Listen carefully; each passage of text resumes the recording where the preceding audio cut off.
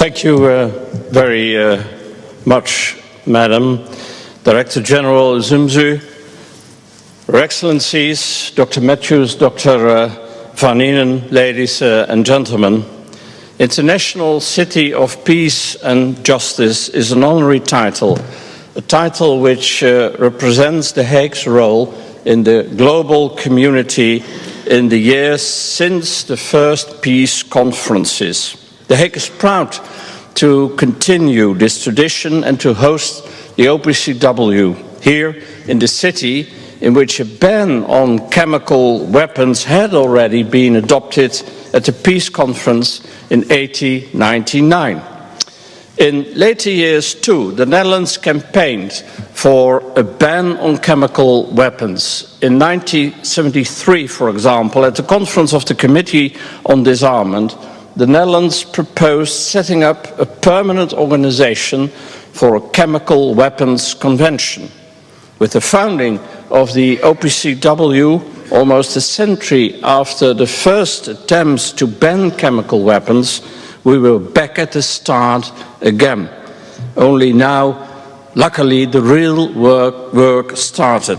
The threat chemical weapons pose is as great as ever. Lethal poison gas is still stockpiled all over the world. And since 1997, the men and women of the OPCW, however, have managed to get considerable quantities of these chemical weapons destroyed. It is really a remarkable achievement.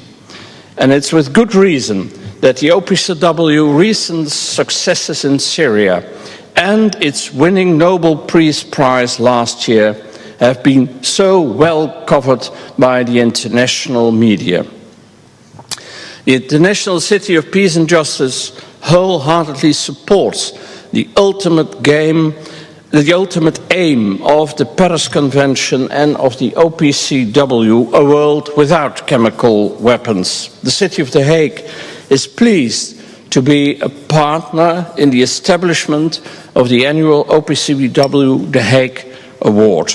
The goal of the award is to create a lasting legacy of peace, a peace which both the OPCW and the City of The Hague have strived for and will strive for. Immanuel Kant, among Baruch de Spinoza, Hugo de Groot, Bertha von Suttner, Tobias Asser and many others, was a leading thinker, ranking among those who paved the way for everything that makes The Hague the international city of peace and justice that it is today. Kant wrote in Zum ewigen Frieden, Perpetual Peace, and I quote, "The development of a just and peaceful international system is the most difficult task of all, and a perfect solution is well nigh impossible. All we have been asked to do is that we do our utmost to move towards this ideal." More than a century later, the Leiden scholar of international law, Van Vollenhoven, built on this with his Vocation of Holland. Van Vollenhoven, a great advocate of the international rule of law, was convinced that the Netherlands should play a leading role in a supranational legal community. And this Vocation of Holland found ultimately its way into our constitution. This vocation is also The Hague's vocation. We will do everything within our power to strengthen international rule of law and promote peace and security throughout the world. Both Dr. Robert Matthews and you, Professor, and your organization have developed their own legacies of peace, having delivered continuous and extensive contribution to the field of disarmament.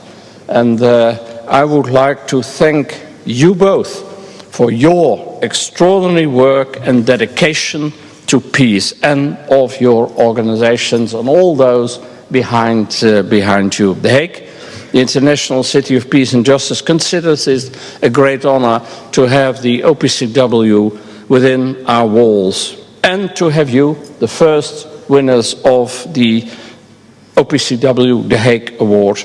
to have you in our midst. Thank you very much.